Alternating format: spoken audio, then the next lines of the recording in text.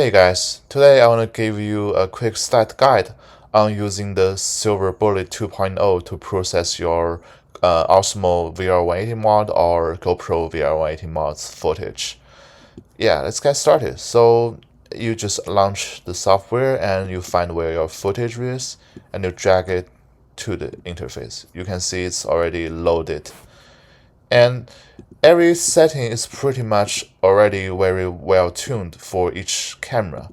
So you don't really need to do much. The only thing that you need to do this for one time is these three stereo offset, because it's different from different units. So it's like a unit specific numbers that you need to figure out or you need to tweak. Let me show you how to do it. It's very easy to do. So you can just switch to the 50% overlay mode.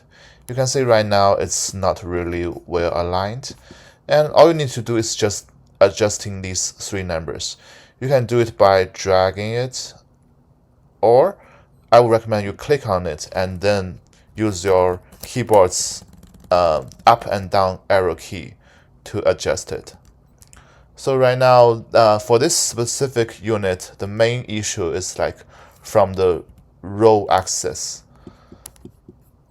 So we can see at this particular number, it's already getting a lot better. Then we start to tweaking, other numbers. For example, see right here, we can see everything kind of line up very well. The thing is you want to pick a spot of the footage that you have far away subject. You want to judge alignment using the far away subject. The close subjects, this is the 3D parallax. This is normal. You want to make the far away subject well aligned with each other. Then after these set, you don't need to worry about them after the initial setup, because this will be remembered by the software. So next time you open the footage, it's going to apply this value automatically. And then you can just go to export. By the way, all these settings, you can adjust them. And you can also, hit play and you can see how the stabilization works. And, you can adjust every setting in real time. And once you are satisfied, you just hit export. The default setting is to export the footage next to your original file. You can also choose a dedicated folder for that.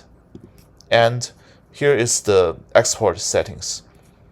I actually recommend you use the 8192 x 4069 settings for uploading to platforms, because you will get a little bit better end result on this on platforms like DVR or YouTube. Even your original footage is only 3840 per eye. You're still gonna get a little bit better result. So I would recommend you choose this setting. And then you just, depending on where you want to watch your footage, you can choose either the APMP Apple Vision Pro metadata or the YouTube metadata. So I usually watch on Vision Pro, so I just choose the APMP one. It just hit export. You can see it processes it very efficiently. I'm running this on an M5 MacBook Air. So if you have a better machine, you can expect even better performance. And that's basically it. It's very simple. Basically, you just import, use default setting, and then hit export. And that's basically it. And the output file will be able to just natively playable on Vision Pro, or you can just upload to YouTube. It will be recognized. Yeah, that's pretty much it. Thank you guys, and see you in the next one.